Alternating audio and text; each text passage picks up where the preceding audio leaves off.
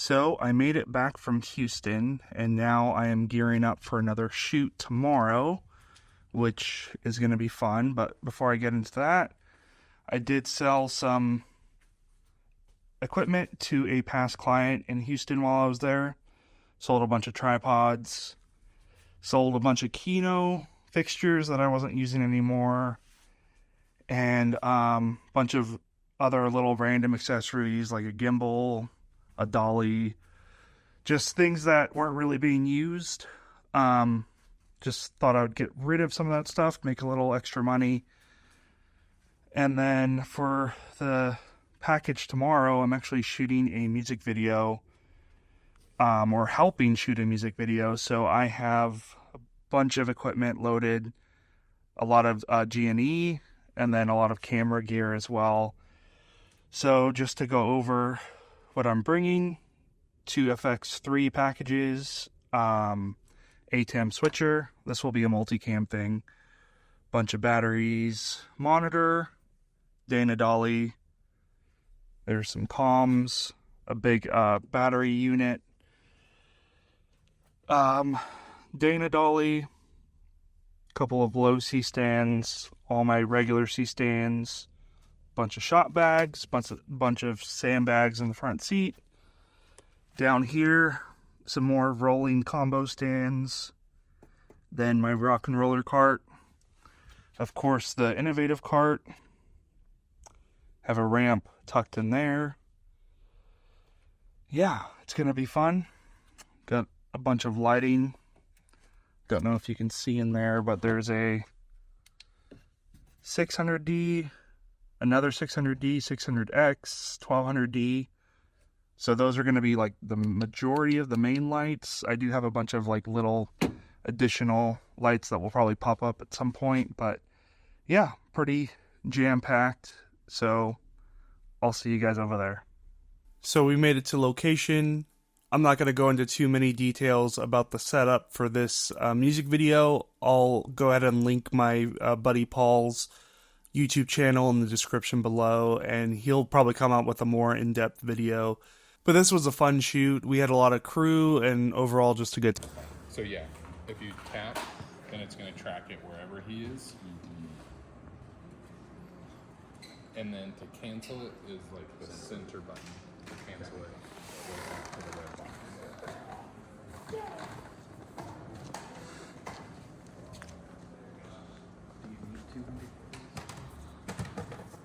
Photos? Oh, no, I've got enough photos of Chris.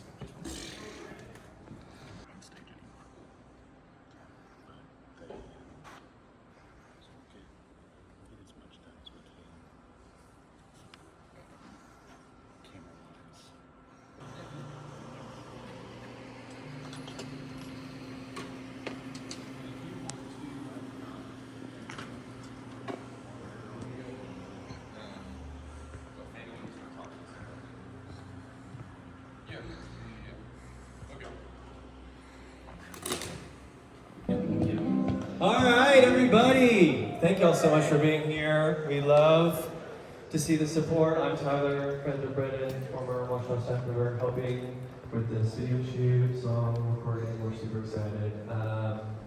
First, can we just get all bands to go ahead and get in your spots, and if you're in our singing circle. And then after they're set, if we can have our whole rest of our congregation choir, if you're going to be up here, to come on up. These 2 spots are where congregation choir are supposed to be. This whole spot on the side going to drums, but not behind drums. And same thing over there, behind.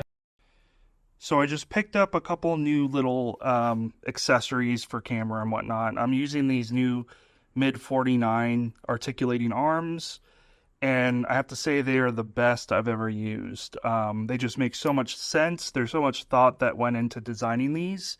You can tell whoever like made them, they've been using and struggling with articulating arms for years, and this solves so many problems. So the first one being that it can use a standard 1/4-20 or a 3/8.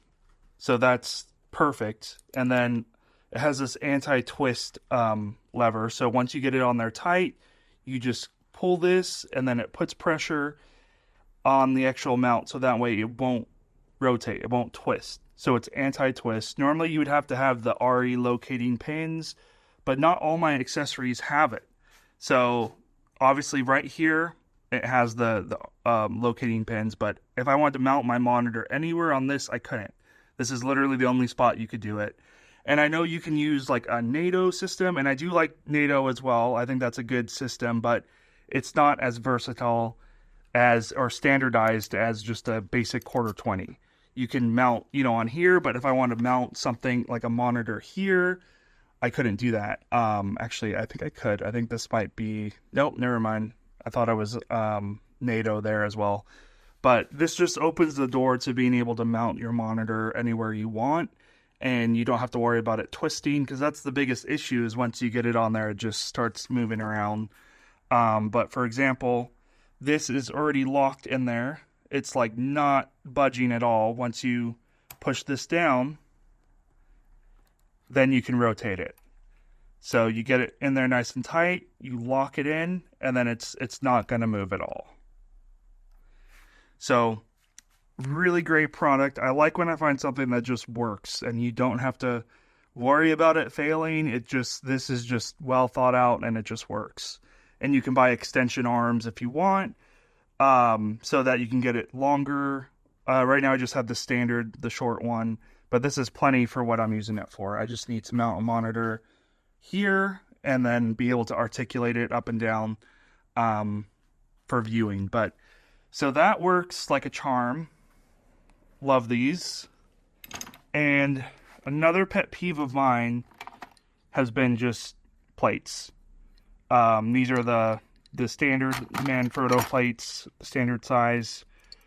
And those are great, but honestly, when you start getting a heavier camera and you want to be able to really dial in the balance, or even if you don't have like the best tripod head and it doesn't have as many features as far as like being able to counterbalance, this is when you can manually counterbalance. I bought this super long plate, and it's like the whole length of the camera pretty much, from the back battery almost to the front. They do have longer ones, but this is kind of the one that I wanted, because I'm not running like super long telephoto lenses. But here you can literally just tweak the balance as much as you want, because even if you have a good tripod and a good head, it's hard to get it exactly where you want it. And sometimes even if you balance as much as you can, it's still going to be off a little bit. But that's when you can physically move the plate up or back, front or back, and dial it in even more. So I picked up a bunch of these tripod plates, and I'm just trying to standardize my whole entire system and just have these on my cameras, and then I don't have to worry about any other plates. And then I did pick up some more of these Felcam quick release plates. These are amazing. I talked about these in one of my last videos. So now all my tripods will have these, and then I can use it, on any of my tripods, and even if I want to use it on a Dana Dolly or anything like that, they're all the same plates, which I know that's not a new concept, and people have been doing that for a long time, but this is new to me. So I'm super excited about having just a standardized system. I am only buying Matthew C-stands from now on. These, in my opinion, are no good. Avenger C-stands, I know I've seen lots of grip houses use these over Matthews, and I do have some other Avenger grip accessories, and they're okay, but yeah, this is not good. One of these bolts were stripped and it wasn't tightening down, so I couldn't get the center column tight on the actual C-stand. So like this one's fine, get it in there, tighten it up, and it's fine. But this one, it wasn't tightening, so I tried to take it apart, and now it's a mess. So not good. I don't know if you're like me, but sometimes things look better on paper than they do in real life. So when I was putting a bid together for the shoot, didn't sound so bad. 8 shoot days spread out over 2 months, and some locations were far, but it was fine. So all that sounded okay on paper, but once I'm actually doing it, I start regretting my choice, and I start wondering why I agreed to do this. I do this quite often, where it sounds good on paper, the amount looks right, the money sounds good, but then when it actually comes to doing it, I always question whether it was the right choice or not, just because having to wake up at 4 a.m. and drive 200 miles or whatever to get somewhere by 8 o'clock and shoot for a full day and then drive home. It's just a lot of work, and sometimes I wonder if it's even worth it. But I feel like it is overall. Just when I'm in the moment, it doesn't feel like it's worth it.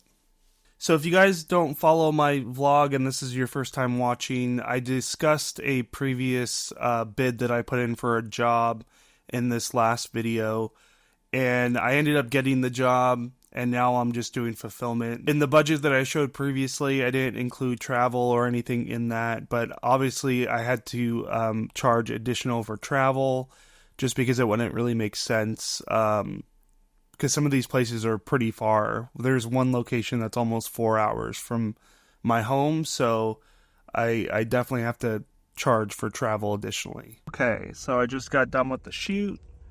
It was about a 3-hour drive for me this morning. Left super early at like maybe 4:45, 5 a.m. and now it's almost 1. Yeah, it was a good shoot. We did end up going about an hour over, so there'll be 1 extra hour of OT, but overall the shoot went really well. Mostly just kind of coverage for like an event. So it was a lot of shoulder work, and then interviews and B-roll and that sort of thing. So pretty much it was like a career day for students to kind of look at different job opportunities, and they actually do like interviews with different companies. It's almost like speed dating, but for like job interviews. So yeah, it was kind of cool seeing that. We got a lot of interviews. I think we were only scheduled to get like 3, but we ended up getting like 15. So yeah, a lot more that is going to go into post for sure than I was expecting. But yeah, this was the first of 8 shoots, so they're all statewide. So I'll be traveling all over the next couple of months. So I'm getting my camera rigged up for another event tomorrow. This would be day 2 of 8 that are spread out between the months of March and April. So I'm thinking about using this little Zacuto thing on the shoulder rig. I used to use this a lot back in the day with like a 5D Mark II, and it always worked really well. The screen obviously is a little bit smaller, so it's pretty comparable to the screen on here, but having the loop is super helpful, because that just really helps you dial in your shots, especially when you're on the shoulder rig. I feel like it's nice being able to have it on a bigger screen once you have your eye in there. So I'm probably going to try and utilize this tomorrow and ditch a 5-inch monitor. And if I need to have it, a monitor, at least I can have something, even if it is about the same size as that one. But it does have all the features. So there is like false colors, and there's a focus assist and expanded focus. So yeah, I think this is going to work out good. And I'm probably going to bring a tripod, just because we did so many interviews in the same location, and it just didn't really make sense to have it on my shoulder if we were in the same location. I was thinking originally we were only going to do like 3 interviews, and that made more sense to have it just be on my shoulder and we can go to 3 different locations, but we ended up bringing them all to the same location. So yeah, I would definitely prefer a much steadier shot. So I'm gonna go with a tripod for tomorrow. So I have it on a VTC plate here, and this is my new Sackler Flowtech. I have two of these now. One with a Sackler fluid head, and this one came with the sticks pretty much. So it's a Nitro Tech. I think that's what it's called, a Manfrotto Nitro Tech 612. And honestly, it's not a bad little tripod head. I'm actually starting to like it, so I might end up keeping it for a while. There's lots of levels of adjustment, which is nice. So you can, obviously adjust the pan and tilt, but then it has a really nice counterbalance system. So you can literally just tighten this if you need more tension, or loosen it if you don't need as much. The only thing I don't like about it, and it's just because I'm not used to it, is this is the actual lock for the tripod. So obviously you can unlock it and it pans and tilts, but if you lock it, then it won't be able to tilt anymore. And then this is the one for pan. But yeah, it just throws me off a little bit because it's so different than most tripods. I'm just not used to having that wheel. But it makes sense because you can really lock it in. But yeah, it might just take a little getting used to, and I'm not even sure if it's worth getting used to, because I'm not invested in this tripod system. But I would prefer just the Sackler FSB4. I think that's what I have in my other one. That head is super nice, but yeah, this one essentially was free. If you guys watched my last video, it came with the sticks at a lower rate than if you were to just buy the sticks. So it made more sense just to get it with the head, and then I can use the head, or I can sell it, or whatever. So I'm still trying to figure that out, but yeah. I also picked up a set of these Rokinon Cine lenses. I have a 75 and a 35, and so far I really like them. They're really clean. I think that's what I like about them the most, is the bokeh is very clean. It doesn't really have a ton of character, which is sometimes nice for like corporate work. You don't really want to have any character on your glass. Sometimes you do, but I don't really use ProMIS filters or anything like that on corporate work, so the cleaner the better for me. So these have a really nice look. I would almost compare it to almost like Fujinon, their characteristics. I know it's not even in the same class because these are budget, and Fujinon have some really expensive stuff, but that's just what it kind of reminds me of. So the 35 and then the 75. I haven't got to use them on a project yet, but just in my initial testing, I like them.